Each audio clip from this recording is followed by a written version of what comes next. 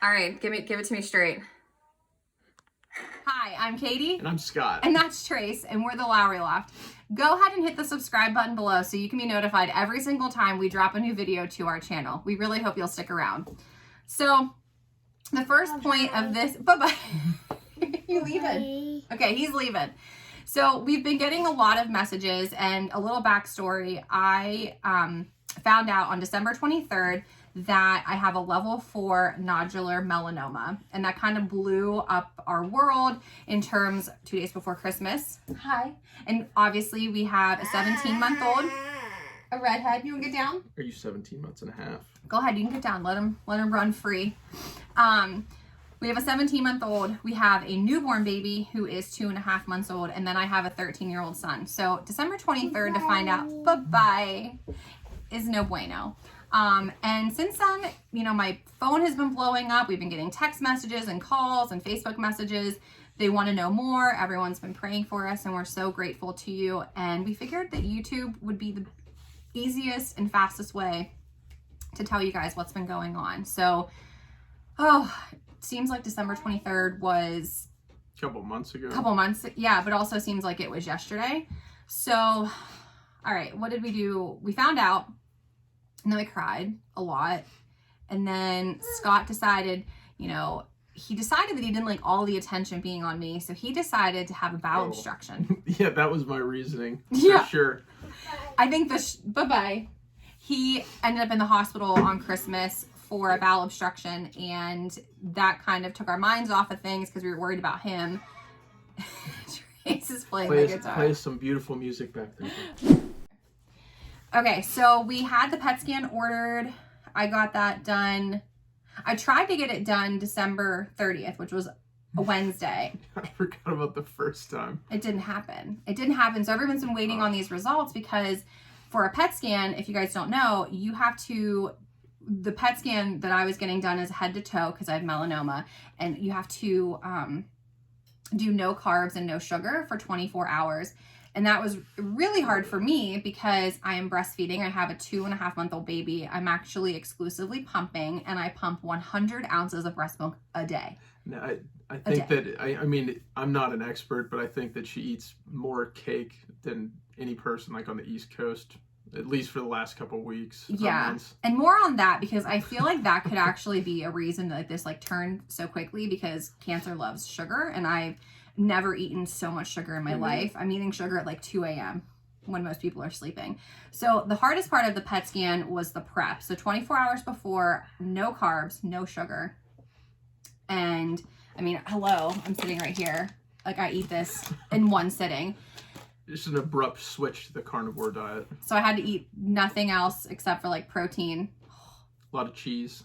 Well, so the first time I did it, it was scheduled for the following morning at like 9:45 in the morning, and I couldn't eat before that either. So I had to do the 24 hours of no carbs, no sugar, but then you also have to fast for 4 to 6 hours beforehand. Well, I wasn't going to get up at 3 a.m. and eat anything, so I hadn't eaten since the night before. Got up in the morning, went over to the lab to have it done. Really wasn't feeling well. I had even said to Scott that morning, like, I'm feeling really shaky. I don't feel, I thought I was nervous. You were a little hazy and floaty. So they check your blood sugar first to see what it is. It has to be above 70, and mine was 45. So the nurses ran to get me juice and crackers, and I sat there, and they were like, do you feel, like, are you okay? And I was like, now that you mention it, I really don't feel great. I don't feel well. I feel bad. I don't feel good. So I couldn't get it done because I just broke the fast, and I just drank sugar and ate crackers. So they had to reschedule it. So that was December 30th. And I was really bummed out because I knew with New Year's Eve happening, the test was not going to happen until the next week. So we rescheduled it. The radiologist thought the best thing for me would be to do an afternoon appointment so I could do the diet for 24 hours again, but I could at least get up that morning and eat eggs or eat a breakfast and then fast for 4 hours before the test. So it's a way better plan. Way better plan. And in the meantime, that gave me some time. I tried to drop my milk production from 100 ounces a day. I tried to get it down to about 80 a day. So I wasn't exacerbating all my energy and nutrients to 100 ounces of breast milk a day. So we had a little bit more time, and that's what we did. So I had the PET scan done on Monday, January 6th. When I got there, my blood sugar was, wait, what was it? It was 70. No, it was 70. It was just 70. Like, I was able to do it. And the process is lengthy. So they put an IV in my arm.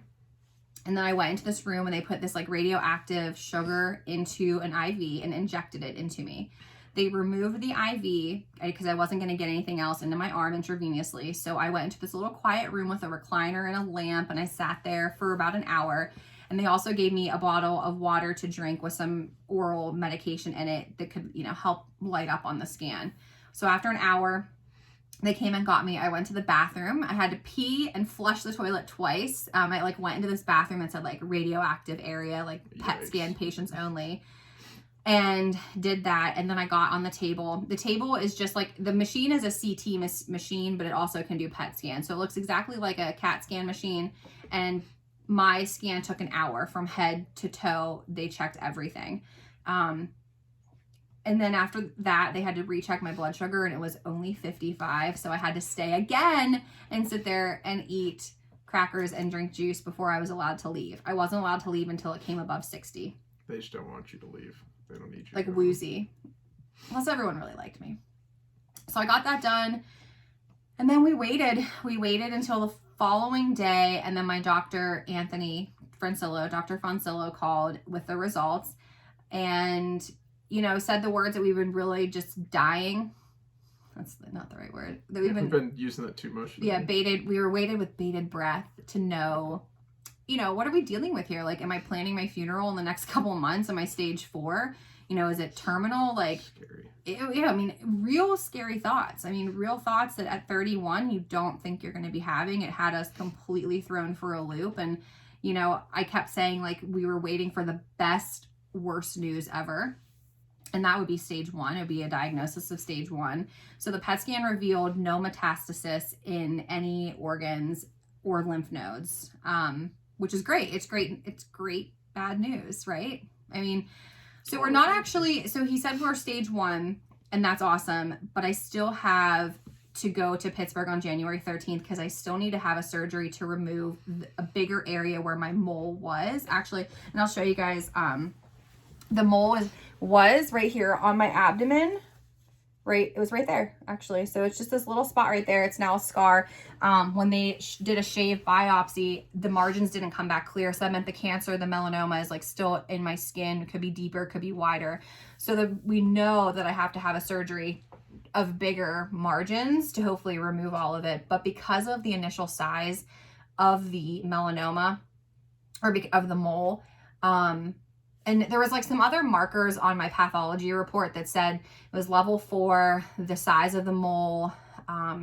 It was a shave biopsy, and it was ulcerated, and it was irritated, and it was ulcerated because it had bled previously to me having it removed. So there were some concerning markers with it that indicate that I'll probably have a massive surgery, not massive, but a big surgery, and then they'll go to my closest lymph nodes and do a biopsy. It's called a sentinel node biopsy, and they will be looking for microscopic melanoma.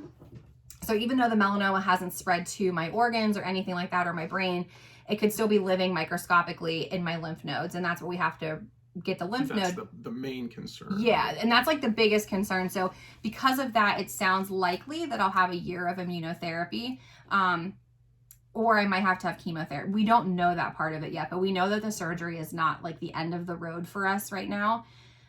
But we at least know that the road is well-traveled. At least we know that the road we're going down is a well-traveled road. And the fight is, I don't know, how would you word the fight that we're going to do? We're going to be coming up with our battle plan? Yeah. Yeah. And we know we're not outnumbered, we know that it's not the reinforcements. We have reinforcements. We definitely took a very warlike turn there. We know that I was picturing just an ice cream scoop. That's the first tool in the battle plan, isn't it? Why an ice cream scoop? Just kind of scoop that off you. Well, we don't know. So we don't know how big. We don't really know how it works. Yeah, we don't know how they're going to determine how much they take off my abdomen or if I like need a skin graft or anything like that. So January 13th, we had the Hillman Cancer Center. I'm meeting with a medical oncologist and then also meeting with a surgical oncologist. And we anticipate from that meeting, since I already have the PET scan done, we also ran a indicator on the tissue called a BRAF. If I'm BRAF positive or BRAF negative, I'm BRAF positive. So if I would need immunotherapy, that's very good to know because it's a targeted immunotherapy if I would respond well to it or not. So a lot of this is medical jargon. If you guys have never been down this path, a lot of what I'm saying probably doesn't mean much to you at all. For those of you that already have had a cancer journey or a loved one with a cancer journey, you probably recognize a lot of these words that we never thought would be part of our vocabulary, but you know, here we are. So becoming like backseat experts. Yeah, backseat experts, or you know, I don't know.